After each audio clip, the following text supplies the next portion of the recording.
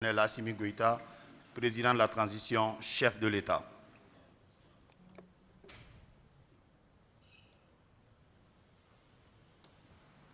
Nga do kuma la n bɛ fɛ an ka miniti kelen tasibila kɛ an ka sɔrɔdasi ani sivili ani an ka mɔgɔba fɛn fɛn fatura ɲina ani minnu joginnen don ka ala deli ala ka nɔgɔya k'u ye.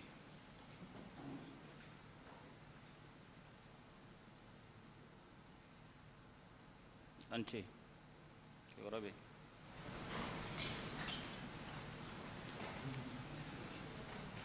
an bɛ foli bila an ka diinɛ ɲɛmɔgɔw bɛɛ la, ka foli bila an ka dugutigiw bɛɛ la, ka foli bila an ka ladatɔn ɲɛmɔgɔw bɛɛ la, ka foli bila an ka mɔgɔbaw bɛɛ la, Mali kuran fɛ tilebe fɛ Mali jamana kɔnɔ ani an ka tungarakɛw, ka foli bila bɛɛ la, k'aw fo dante foli mun na, k'aw fo aw ka wulikajɔ, k'aw fo aw ka jamana kanu, k'aw fo depuis transition daminɛna a y'aw jɔyɔrɔ fa fo ka se bi donya ma, k'o foli bila aw la. N ye aw ka discours lamɛn, a ka kan an ka hakilina di aw da magara yɔrɔ damadɔni na, n bɛ hakilina di olu kan. A fɔlɔfɔlɔ o ye lakanako ye n'a bɛ fɔ o ma sécurité, a caman da magar'o la. O sécurité n bɛ fɛ mɔgɔ ka faamuya nɔgɔya la. Sécurité ale fanba bɛ armée de kan, donc n'o ye défense ye ani sécurité. N'i y'a mɛn yɛrɛma hɔrɔnya k'a fɔ dugu bɛ n bolo ni armée t'i bolo dugu t'i bolo, o y'a fɔlɔ ye. Yɛrɛma hɔrɔnya bɛ daminɛ fɔlɔ armée de la, mun b'a to i bɛ se k'a fɔ ko nin ye n ta ye. O filanan o ye yɛrɛma hɔrɔnya filanan n'an b'a fɔ ma ko souveraineté économique, i ka nafa sɔrɔ sira, ni armée t'i bolo nafa sɔrɔ sira tɛ se ka k'i bolo. A sabanan n'an b'a fɔ ko souveraineté politique, n'i y'a mɛn i bɛ politique kɛ k'i bɛ yanga mɔgɔ tɔw sanfɛ, armée ɲɛnama de b'i bolo, ni armée t'i bolo i bɛ kɛ mɔgɔ ka namugulansogo ye. Donc o kɔrɔ ye min ye, an ka faamuya armée bɛ fɛn bɛɛ daminɛ la, a bɛ fɛn bɛɛ laban na, fo mɔgɔw k'o de faamuya. N'an y'o faamuya dɔrɔn ko mana gɛlɛya cogo o cogo i bɛ armée ka baara kɛ n'o ye. N b'a fɔ nɔgɔya la, mɔgɔ min fɛn foyi t'e bolo i bɛ fɛ ka fɛn sɔrɔ, i tɛ se ka fɛn sɔrɔ n'a ma kɛ lafiya kɔnɔ, n'a ma kɛ lakana kɔnɔna la. Bon ni ye fɛn fana sɔrɔ ni lakana tɛ yen, dɔ bɛna b'i kan k'i ka fɛn gosi la, i bɛ kɛ fɛn t'i bolo ye. O a ka kan lakana, o bɛ fɛn bɛɛ daminɛ, a bɛ fɛn bɛɛ laban na. Donc lakana ko bi an bɛ taabolo min kan maliyɛnw ka laɲini don, an bɛ ka fɛn fɛn kɛ bi, a kɛra politique kunda, a kɛra lakana kunda, a mana kɛ hali jamana yiriwali kunda, a bɛɛ ye jamanadenw ka laɲini de mun tɛmɛna assise fɛ. O de ye nin bɛɛ fɔ ko nin bɛɛ ka kɛ. A laɲini fɔlɔfɔlɔ o tun ye lakana ye. O lakana kɔnɔna na ko ka Mali fan bɛɛ minɛ, ka Mali finitigiw bila Mali fan bɛɛ. Donc o de ye baara na ban ye Kidal, Tisalit, Agilok ani bɛɛ nali ye ka Mali finitigiw sigi. Mais fɛn kelen bɛ yen, ni transition kun banna ko bɛɛ ma minɛ, Kidal ma minɛ, Tisalit ma minɛ, Agilok ma minɛ, Maliyɛn si kun t'a faamuya, sɔrɔdasiw yɛrɛ kun t'a faamuya, CNT t'a faamuya, gouvernement t'a faamuya, ne yɛrɛ kun t'a faamuya. Sabula daga jamanadenw ka u muɲuna, ka sabali, ka kɔngɔ muɲu, ka minɔgɔ muɲu, ko ka lakana sabati, u ye jɛra ko ka jamana nafolo fanba ta ka don lakanani na. O minɛn fɛn o fɛn san'o na, a minɛn ma san ko ka kɛ Sopar dɛ, a minɛn ma san ko ka bila musée kɔnɔ, a sanna ka kɛlɛ de kɛ, a sanna ka maliyɛnw lakana, a sanna ka jamana lakana, a sanna ka Kidali minɛ, ka Agilok minɛ, ka Tisali minɛ, ka bɛɛ minɛ, a sanna o de kama. An bɛ foli bila maliyɛnw hukumu kɔnɔna la. Nin fɛn fɛn kelen filɛ ni maliyɛnw caman nisɔndiyalen don k'a fɔ ko Kidali ni yɔrɔw minɛla, a fanba foli fanba fɔlɔ jamanadenw de. Ni n b'a fɔ tuma bɛɛ n ko sɔrɔdasikɛ a mago bɛ basigi la mun b'a to a bɛ se ka baara kɛ, ni basigi tɛ yen a bɛ gɛlɛya. A yɛrɛ y'a ye yɔrɔ minɛli daminɛla janfan barika bonya kojugu, mais a kun kɛ kun ye ka maliyɛnw ja wuli, u ka wuli ka bila jamana ɲɛmɔgɔw kɔ mun b'a to kɛlɛ bɛ tiɲɛ an bolo, mais ala barika la jamanadenw y'a faamuya. O de y'a to gɛlɛyaw nana, joliw bɔnna, mɔgɔw ɲɛ tora la, a yɛrɛ baton a ta kɛra denɲɛrɛninw, musow minnu ma min ma bɔn ka taa bi ko bɛɛ kun ka jamanadenw la muruti de, mais jamanadenw y'o bɛɛ faamuya ka gɛlɛya in kun, ka dimi kun, ka to armée kɔ, ka dogo armée la. O de y'a to an sera ka nin baara bɛɛ kɛ. Hali bi foli fanba fɔlɔfɔlɔ o jamana doni k'u fu ka muɲu k'u fu ka jamana kanu na k'u fu u ka armée dɛmɛli la donc an tɛ ɲinɛ o foli kɔ n bɛ mun fɔ ka foro kan jamana lakanani na an ye sira dɔ de ta sigi ko mun tɛ sira mun na ko fila kun don jamana kelen tigi caman an b'o de kɔnɔ an b'o waleya de kɔnɔ jamana kelen tigi caman maliyɛnw ka laɲini bɛ yen an ka laɲini an ka jamana kan k'an ta ye an ka jamana lakana jamana wɛrɛ minnu bɛ yan olu fana n'u ka laɲini don an ka laɲiniw tɛ kelen an ka yetaw tɛ kelen a tɛ se ka ɲɛ cogo si la dugu kelen tigi caman fo dugutigi kelen de ka don a la donc soit mali jamana ye maliyɛnw ta a bɛ k'an sago ye ou an fana bɛ kɛ mɔgɔ wɛrɛ sago ye o de an ko o de tɛ kɛ donc an bɛ kɛ an yɛrɛ ye an ka jamana bɛ k'an ta ye donc an bɛ sira ta sigi ko tɛ sira mais an kɔni t'a dɔn mun b'a la mais an kɔni bɛ taa an b'an sago ye nin donc maliyɛnw an y'o sira de ta donc a sira kun tɛ taa gɛlɛya dɔw kɔ dɔw siranna est-ce que nin bɛ se ka ɲa nin tɛ se ka ɲa mais n'i bɛ nin baara sugu kɛ i dusukun tɛ a tɛ kaba kaba quoi i bɛ tilen de ka taa i tɛ kɔsi yɛrɛ voilà donc ka fɔ an na janfa kun ka bon kojugu janfa kun ka bon barika kun ka bon janfa kolon kun ka ca kojugu ne sigira président la juin kalo tile 7 san 2021 o juin kelen tile 9 san 2021 Faransi lasigiden mun bɛ yan a nana ni sɛbɛn dɔ ye gafe dɔ ye o gafe kɔnɔna la ko OTAN a bɛɛ OTAN don OTAN ka jɛkulu dɔ de tun kan ka sigi Mali la ka fara Balkani kan ka fara Takuba kan ka fara MINUSMA ka fara G5 kan o de tun y'o gafe ye k'an ka sɔn ma an ko ayi n ko donc nin ko fila ye a bɛ fɔ an ka jamana kɛ wɛrɛba ye nin y'an ka jamana tilali fana sira de tatɔ ye tancogo la an ko o kuma t'a la u ye taga segin bɛɛ kɛ an ma sɔn bon an n'an sigi an miiri n'i y'a ye tubabuw bɛ nin kɛ o tɛ se ka nin k'u yɛrɛ ma quoi sababu dɔ bɛ yen donc n ko kabini mɔgɔw ka lajɛ gafe min b'an ni tubabuw cɛ lakana kɔnɔ n'a y'o fɔ ma accord de défense u ka lajɛ ko nana an ka lajɛ mun de b'a kɔnɔ parce que u tɛ se ka nin k'u kun fɛ an ye gafe nin kuluba k'a ɲini k'a dɛsɛ an ma se ka gafe in k'a ɲini affaire étrangère la k'a dɛsɛ an ma se k'a ye k'a ɲini défense la an ma se k'a ye donc gafe de tun tɛ Mali yɛrɛ kɔnɔ yan ka bɛnkan m'an n'u cɛ donc an taara ta u yɛrɛ ka site de kan ka ta internet ka site kan ka na k'a kalan ka télécharger ka imprimer ka na a kalan donc an y'a ye accord défense o sɛbɛn min b'an ni ɲɔgɔn cɛ u ye dɔ de fara o kan ko protocole additionnel u y'o de dayɛlɛ ka yɔrɔ bɛ kɛ donda ye donc n ye cabinet mɔgɔw bila ka gouvernement mɔgɔw fana ta olu ka fara ɲɔgɔn kan u ka lajɛ bɛɛ k'i ka secteur lajɛ défense ka lajɛ minnu bɛ mun man ɲi jamana yɛrɛ ma mun man ka sariya sɔsɔ mun man ka yɛlɛma wɛrɛ sɔsɔ justice o fana ka lajɛ justice kunda mun de bɛ yen affaire étrangère mun de bɛ yen ministre des finances économie la an ka sɔrɔ mun de bɛ yen minnu tɛ ka bato affaire étrangère bɛɛ ka lajɛ k'i ka baara kɛ mun b'a to fɛn min b'a kɔnɔ n'a tɛ jamana nafa an ka lajɛ o de kɔnɔna na an y'a dɔn ko cɛnni kun kelen don cɛnni kun kelen don parce que hali a gafe yɛrɛ kɔnɔ hali ni tubabu ye maliyɛn faga maliyɛn ɲɛmɔgɔ de olu de kungo don olu kungo tɛ gafe fana kɔnɔna la n'u ka minɛn donna sisan a tɛ ko maliyɛn k'a la dayɛlɛ mun de b'a kɔnɔ u bɛ donna cogo min na u bɛ bɔ n'a tɛ a tɛ ko mɔgɔ si la k'a lajɛ o fana gafe kelen kɔnɔ a b'a kɔnɔ an ka jamana sanfɛla a mara b'olu de bolo tant que o bɛ yen a mara b'olu de bolo a tɛ ku mɔgɔ si la k'a wele n'u ma yamaruya d'i ma donc an ko sisan nin tɛ bɛn donc an ye cabinet ani gouvernement mɔgɔw bila u ka lajɛ mun de ka ɲi an ma mun n'an ka sariya sunw bɛ taa mun n'an ka fɛn bɛɛ bɛ taa ɲɔgɔn fɛ u k'o baara kɛ olu baara de kɛ komi G5 Sahel sommet tun bɛ yen ani tubabu ka président kan ka ɲɔgɔn ani président wɛrɛw an b'a kuma f'a ɲɛna donc o de hukumu kɔnɔna la effectivement an nana an ye sommet kɛ an y'a fɔ tubabu ka président ɲɛna o y'a sɔrɔ ko u bɛ bɔ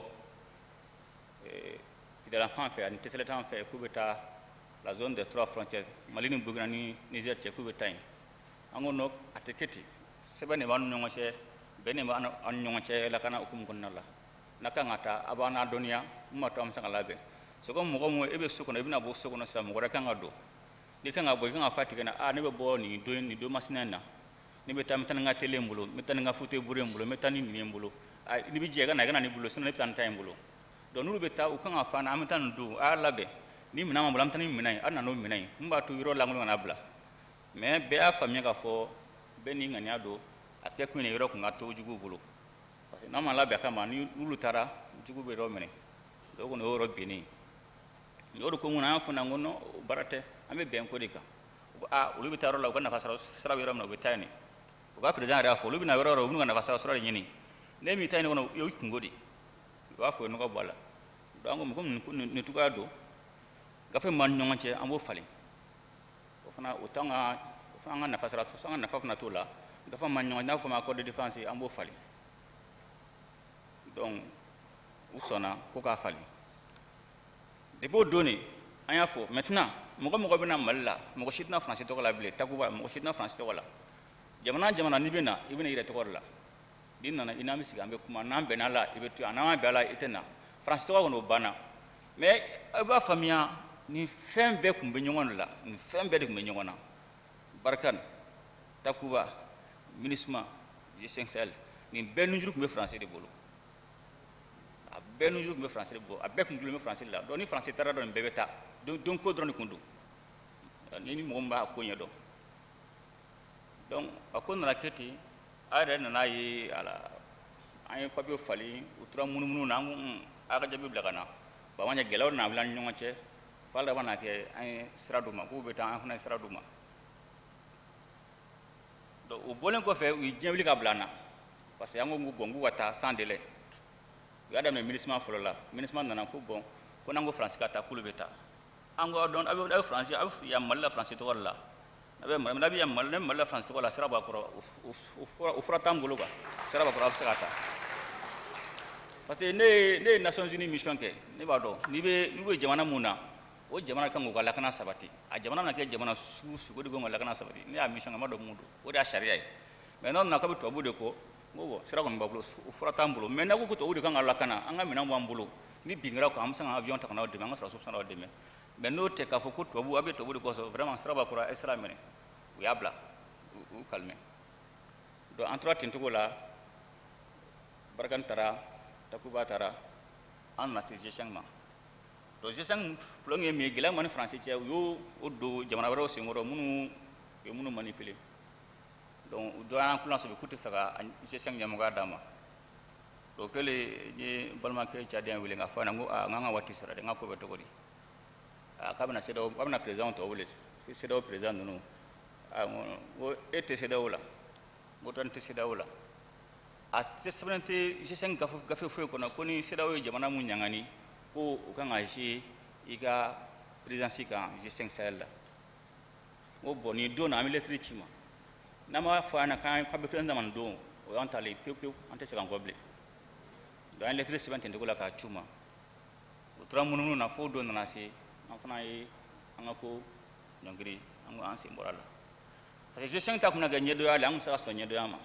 jɔnɲɔgɔnya an tɛ se ka sɔn jɔnmaya ma parce que Mali ye miliyari kelen cash Mali ye miliyari kelen bɔ cash pour que Tchad sɔrɔsiw ka bila Niger Burkina ani Mali frontière la Sénégal fana ye miliyari kelen bɔ jamana bɛɛ ye miliyari kelen bɔ an tɛ se ka miliyari kelen bɔ aw ka na k'a fɔ k'a bɛ dɛsɛ k'o d'a ma san kɔnɔ Mali bɛ 400 miliyari sa miliyari 400 an tɛ se k'o bɛɛ sara juru t'an na juru bɛ jamana dɔw la k'a bɛ ban o ɲɛmɔgɔya d'a ma o kuma t'a la donc o de y'a to an ko bon u n'u kungo an n'an kungo o de tun b'an arrangé parce que an yɛrɛ tun ala deli yɛrɛ tun k'a d'anw ma parce que n'u tun y'a d'a ma tubabu sigilen tun bɛ to an fɛ yan parce que tubabu bɛ G5 u sigilen bɛ to an fɛ yan donc an yɛrɛ ala deli tun tɛ u ka to yan donc ala yɛrɛ y'a kɛ u ma sɔn an taara donc an taara k'u bolo ka na an ko kɔni o baara banna an kɔni taara ka ban an tɛ se k'an kɔ bilen donc o bɔlen an nana se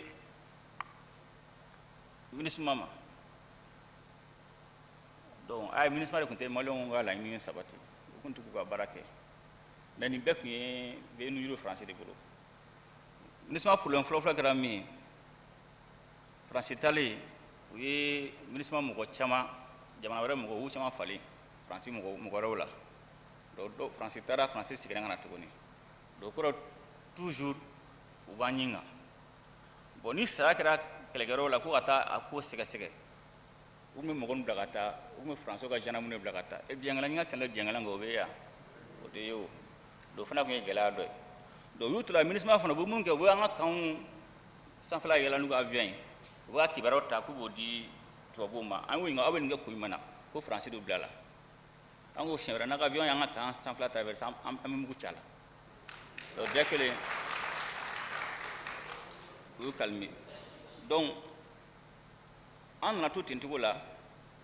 ko MINUSMA yɛrɛ ka taliko nana boloda parce que MINUSMA ka tali solution tun t'a la parce que u ye laɲini 3 de kɛ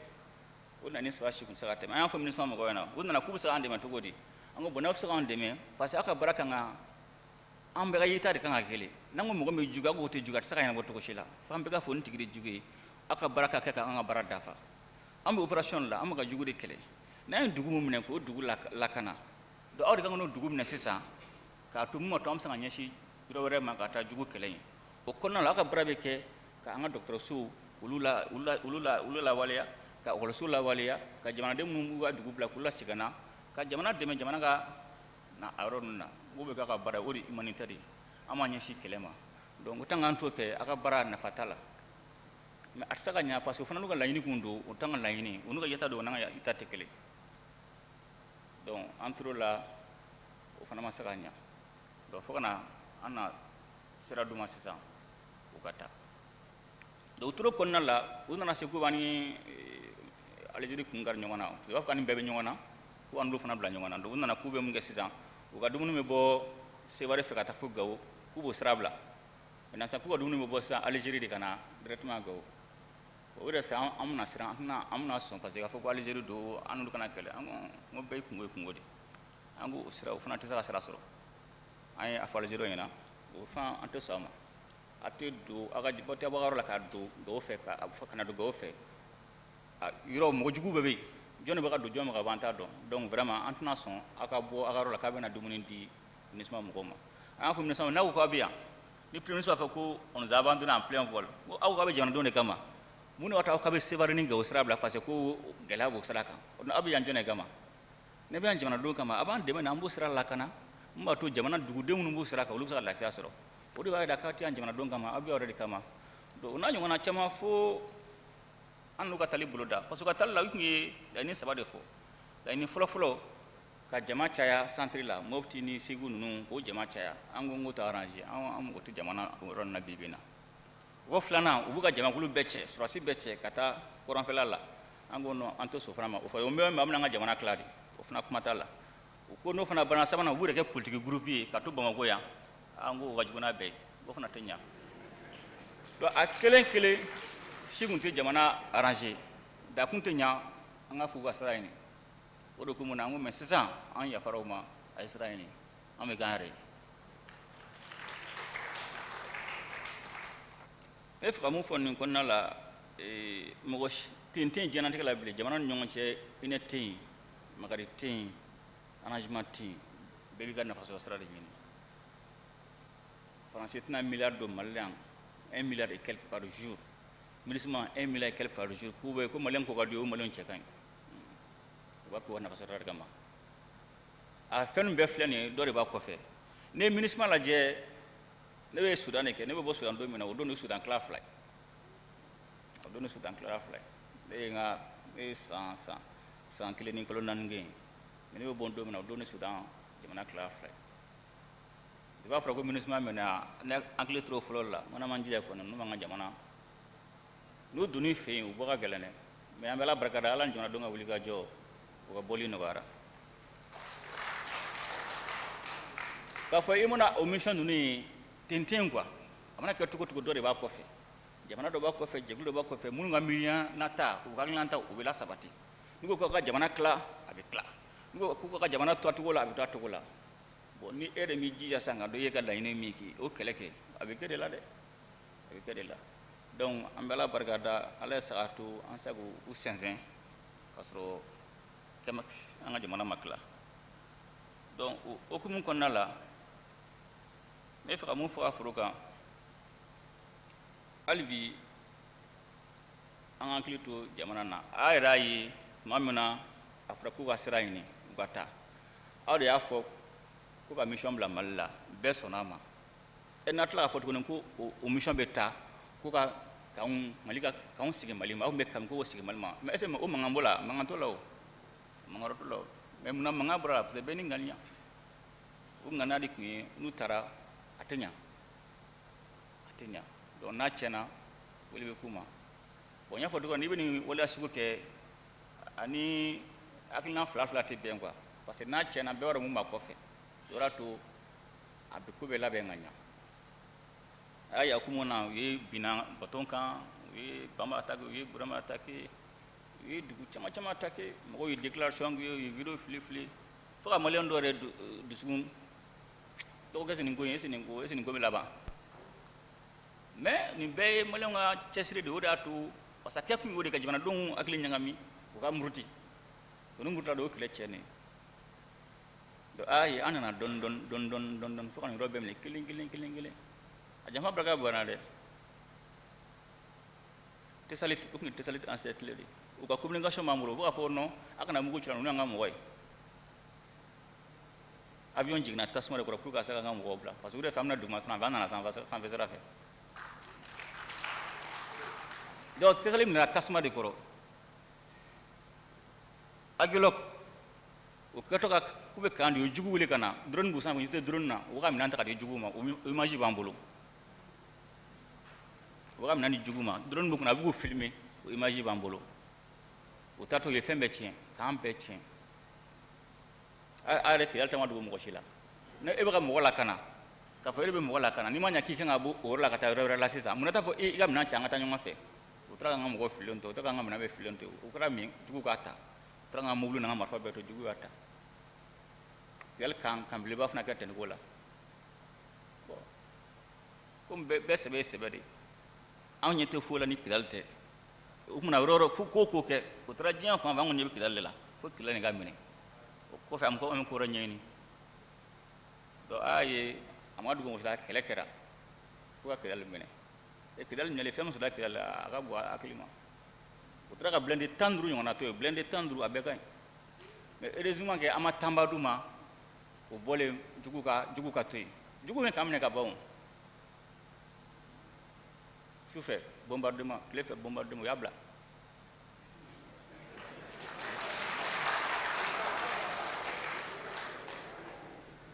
donc k'a fɔ a ɲɛna janfa barika tun de bɔnna pour que jamana ka dɛsɛ quoi c'est comme mɔgɔ fila bɛ kɛlɛ la an ka lajɛ a ko bɛna ban cogo di an ka segin an k'u lajɛ a ko tun bɛ ten cogo la de u tun bɛ k'an lajɛ de n'a ɲɛna mun bolo ala barika la jamanadenw ka wulikajɔ la ani jamanadenw ka dɛmɛ na sɔrɔsiw ka wulikajɔ la a baara ala y'a kuncɛ ko ɲuman d'an ma donc hali bi baara ma ban fan dɔ de kɛra o de hukumu kɔnɔna na sisan a ka kan sisan an ka k'an yɛrɛ ye a tɛ ɲɛ sisan an ka k'an yɛrɛ ye o y'a to an ko ka sigi ka fɔ kɛ taa yan fɛ n'an yan fɛ o banna an tɛ kɛ mɔgɔ si ka namugulasiw ye bilen n'an bɛ fɛn fɛn kɛ an b'a kɛ yan fɛ donc hukumu kɔnɔna na an ko a tɛ ɲɛ maliyɛnw de ka sigi ka fɔ kɛ n'u bɛnna mun kan an bɛ baara k'o kan parce que tintin mɔgɔ da bɛ don i ka kuma la a b'a kɛ a ka ŋaniya de kama a b'a kɛ a ka sɔrɔta de kama a b'a kɛ fɛn tɛ i ne tɛ diɲɛlatigɛ la bilen donc n'an yɛrɛ mun bɛnna mun kan o baara ka nɔgɔ an bolo ni mɔgɔw da cayara la mɔgɔ da b'a la a b'a kɛ a ka nafa sɔrɔ sira kama a b'a kɛ hakilina kama a b'a kɛ parce que hakilina ka ca e ka to ne ka mara kɔnɔ o fana ye baara dɔ ye n ka nafa sɔrɔ sira sɔrɔ i fan fɛ o fana ye fɛn dɔ ye donc a ka kan sisan an yɛrɛ ka kan yɛrɛ an yɛrɛ ka fɛn dɔ an ka bɛn fɛn dɔ kan an ka baara k'o kan o de b'a to lakana tɔ bɛ sabati Kidali minɛli dɔrɔn t'a bannen parce que fo Tanzania Watène Tunisie bɛ yen Burisa bɛ yen André Bougane bɛ yen Fanfi bɛ yen donc fo frontière mɔgɔ tɛ yɔrɔ lakana so kɔnɔ i b'a lakana so kɔ kan de donc pour que se ka Kidali lakana fo frontière a yɛrɛ y'a ye kɛlɛ dɔw taara kɛ fo frontière an fan fɛ o bɛɛ ka jamana lakana donc a tɛ ɲɛ hali bi o baara tɔ minnu bɛ yen olu ka an k'u lasabati maintenant n bɛ fɛ ka mun fɔ an ka nord région ko ninnu na tamaseki kɛlɛ tɛ arabu kɛlɛ tɛ kɔrɔbɔrɔ kɛlɛ tɛ bamanan kɛlɛ tɛ miɲankala kɛlɛ tɛ nafasɔrɔ sira kɛlɛ de don fo mɔgɔw k'o de faamuya ne mɔgɔ ma faamuya dɔrɔn o ma foyi faamuya jigidɔ fɛn min bɛ kuranfɛla la mɔgɔ minnu nana a tɛ k'a fɔ ko tamasɛki de ko ka d'u ye u arabu de ko ka d'u ye u suraw de ko ka d'u ye u bamananw ko ka d'u ye u yɛrɛ ko ka d'u yɛrɛ ye mɔgɔ si ko man d'u ye u b'u ka nafa sɔrɔ de ɲinina misali kelen san 10 u bɛ ka sanu bɔ nord la sanu bɛ ka bɔ Gawo sanu bɛ ka bɔ Kidal san 10 ne m'a ye k'u ye ekɔliso kelen jɔ san 10 m'a ye k'u ye dɔgɔtɔrɔso kelen jɔ san 10 m'a ye k'u ye dugu ninnu développera n'u bɛ Kidal fɛ u bɛ Gawo fɛ u bɛ nin dugu ninnu fɛ sanu bɛ ka bɔ san 10 a kan ka dɔ kɛ dɛ mais foyi ma kɛ foyi armée donnen machine yera yen a ka bɔ a kelen ma o machine bɔra min a donna yɔrɔ jumɛn fɛ u bɛ ka sanu bɔ a yɛrɛ ka lajɛ dɛ ko fila don soit an b'an jija an b'an jɔ an jɔyɔrɔ la k'an ka nafasɔrɔ kɛlɛ kɛ parce que a tɛ taa mankan kɔ dɛ wari kɔni a tɛ taa mankan kɔ nafasɔrɔ sira o fana ka jamanadenw ka olu ka diɲɛnatigɛ a b'o taabolo la dɛ soit an b'a kɛlɛ kɛ an ka sɔrɔ fɛn min k'an sɔrɔ ye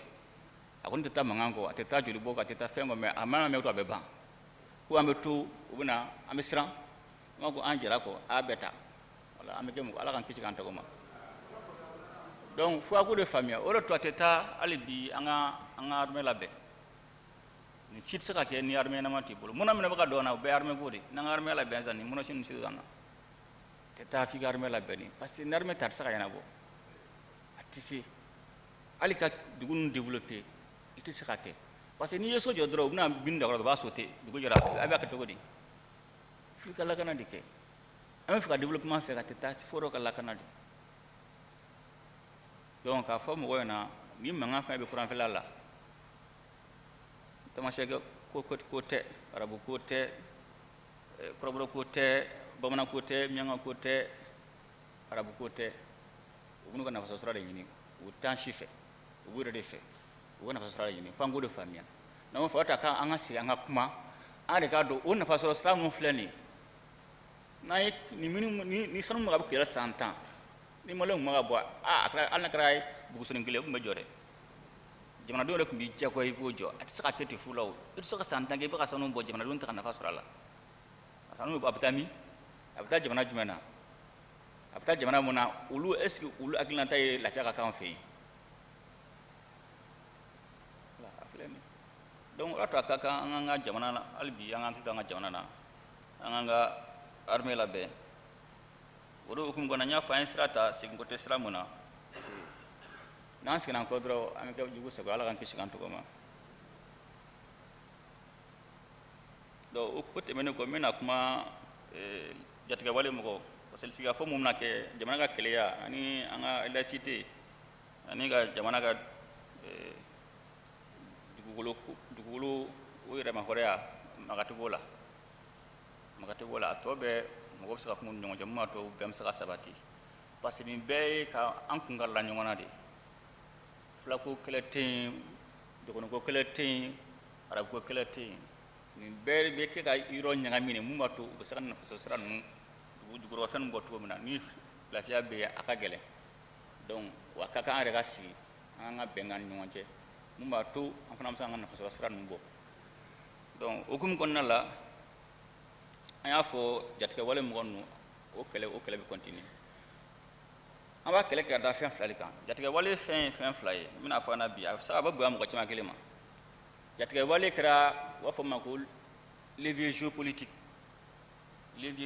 ça veut dire a kɛra kɛlɛkɛ bere de ye jamana dɔw bolo jɛkulu dɔw bolo o kɛlɛkɛ bere u b'a bila jamana na ko fila soit ka fanga yɛlɛma u bɛ fanga yɛlɛma cogo di n'i taara dugudenw kan ka bɔ ka dugu la k'u ka dugu jeni ka mɔgɔ ta ka se ka sɛnɛ kɛ ka mɔgɔ tɛ commerce kɛ a laban min jamanadenw tɛ muruti ni muruti a laban